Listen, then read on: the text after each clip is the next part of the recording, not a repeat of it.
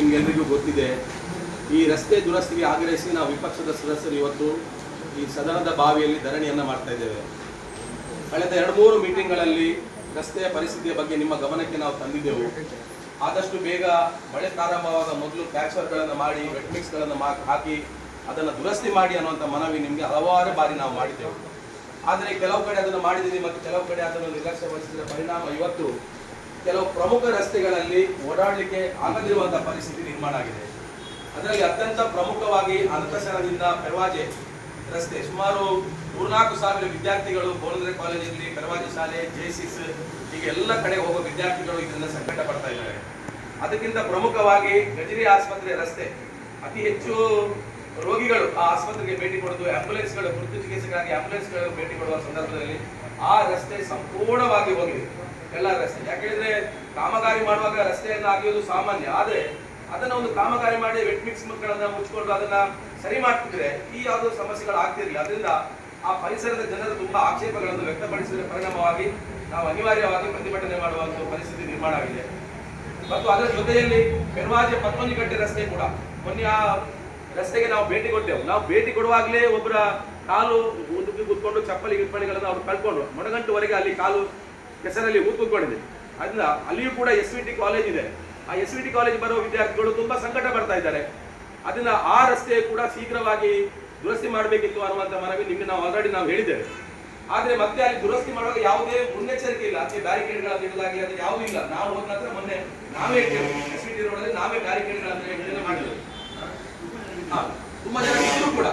ಅದರಿಂದ ಈ ಎಲ್ಲ ವಿಚಾರಗಳನ್ನ ನಿಮ್ಮ ಗಮನಕ್ಕೆ ತರುವ ನಿಟ್ಟಿನಲ್ಲಿ ಇದೊಂದು ಸಾಂಕೇತಿಕ ಪ್ರತಿಭಟನೆ, ಇದು ಉಗ್ರ ಪ್ರತಿಭಟನೆ ಅಲ್ಲ, ಅದು ಬೇರೆ ರೀತಿ ಮಾಡೋಣ ಮುಂದೆ. ನೀವು ನಮ್ಮ ಇವತ್ತು ಮನವಿಯನ್ನ ಸ್ಪಂದಿಸಬೇಕು ಮತ್ತು ಆ ರಸ್ತೆಗಳಿಗೆ ಏನು ಶೀಘ್ರವಾಗಿ ಕೆಲಸ ಮಾಡಲಿಕ್ಕಾಗ್ತದೆ ದಯವಿಟ್ಟು ಅದನ್ನ ಮಾಡಬೇಕು ಅನ್ನುವಂಥ ನಮ್ಮ ಎಲ್ಲ ವಿಪಕ್ಷದ ಸದಸ್ಯರ ಪರವಾಗಿ ಮತ್ತು ಕಾರ್ಕಳ ಪುರಸಭೆಯ ಜನತೆಯ ಪರವಾಗಿ ಮಾಡ್ತೇವೆ. ಅದರ ಜೊತೆಯಲ್ಲಿ ಕೆಲವು ಕಡೆ ಈಗ ನೀರಿನ ವ್ಯವಸ್ಥೆ ನಾವು ನಿರ್ಧಾರವನ್ನ ತಗೊಂಡಿದ್ದೀರಿ.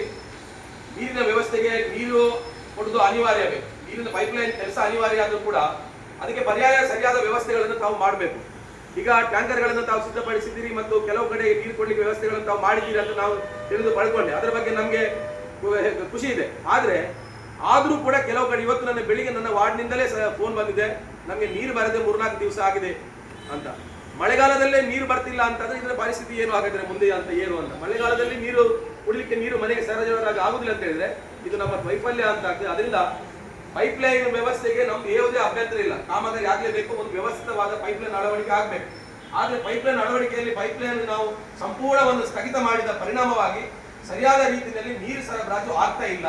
ಇದಕ್ಕೆ ಪೂರಕವಾದ ವ್ಯವಸ್ಥೆಯನ್ನು ಸರಿಯಾದ ನಿಟ್ಟಿನಲ್ಲಿ ಮಾಡಬೇಕು.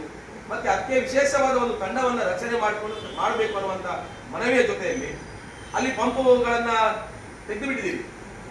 ತೆಗೆದ ಪಂಪ್ಗಳನ್ನ ಸರೋಜವಾಗಿ ಅಲ್ಲಿ ಅದನ್ನ ಲಾರಿಯಲ್ಲಿ ತುಂಬಿಸಿ ಮೊನ್ನೆ 2-3 ದಿವಸ ಲಾರಿಯಲ್ಲೇ ಇತ್ತು, ಈಗಲೂ ಲಾರಿಯಲ್ಲೇ ಇದೆ. ಅದನ್ನು ಯಾಕೆ ಎಲ್ಲಿಗೆ ಮುಟ್ಟಬೇಕು ಅದನ್ನು ಮುಟ್ಟಿಸುವ ಕೆಲಸ ಮಾಡಿ. ಯಾಕೆಂದ್ರೆ ಅದು ಬೆಲೆ ಬಾಳುವ ಪಂಪ್ಗಳದೆಲ್ಲ, ಅದು ಸಾವಿರಾರು ಜನರಿಗೆ ನೀರು ಕೊಟ್ಟ ಪಂಪ್ಗಳು, ಅದು ಮತ್ತು ಉಪಯೋಗಕ್ಕೆ ಆಗ್ತದೆ. ಅದನ್ನ ಲಾರಿಯಲ್ಲೇ ತುಂಬಿಸಿ ಅದರ ಬಗ್ಗೆ ನಿರ್ಲಕ್ಷ್ಯ ವಹಿಸಲಾಗಿದೆ. ಈ ಎಲ್ಲ ವಿಚಾರಗಳನ್ನು ಅತ್ಯಂತ ಗಂಭೀರವಾಗಿ ತಾವು ಪರಿಗಣಿಸಿ ನಮಗೆ ಸೂಕ್ತವಾದ ಒಂದು ಭರವಸೆ ಕೊಡಬೇಕು. ಆ ನಂತರ ನಾವು ಧರಣಿಯನ್ನು ವಾಪಸ್ ತಗೊಳ್ತೇವೆ. ಒಂದು ರಸ್ತೆ, ಒಂದು ನೀರು ಸರಬರಾಜು ಮತ್ತು ಆ ವಸ್ತುಗಳನ್ನ ಸರಿ ಮಾಡುವ ನಿಟ್ಟಿನಲ್ಲಿ ತಾವು ಅದರ ಒಂದು ಭರವಸೆಯನ್ನು ಕೊಡಬೇಕು ಮತ್ತು ಅದನ್ನು ಕಾರ್ಯೋನ್ಮುಖನಾಗಬೇಕು ಅನ್ನುವಂಥ ವಿಚಾರವನ್ನು ಇಟ್ಕೊಂಡು ನಾವೆಲ್ಲರೂ ಇವತ್ತು ಧರಣಿ ಕೂತ್ಕೊಂಡಿದ್ದೇವೆ. ಅಧ್ಯಕ್ಷರ ನಿಮ್ಮಲ್ಲಿ ಈ ಮೂಲಕ ಮನವಿಯನ್ನು ಮಾಡ್ತೇವೆ. ಅತ್ಯಾಧುನಿಕ ಸುದ್ದಿ ಅಪ್ಡೇಟ್ಗಳು ಮತ್ತು ಮುಖ್ಯವಾದ ವಿಷಯಗಳನ್ನು ತಿಳಿಯಲು NP ನ್ಯೂಸ್ ಯೂಟ್ಯೂಬ್ ಚಾನೆಲ್ ಅನ್ನು ಸಬ್ಸ್ಕ್ರೈಬ್ ಮಾಡಿ.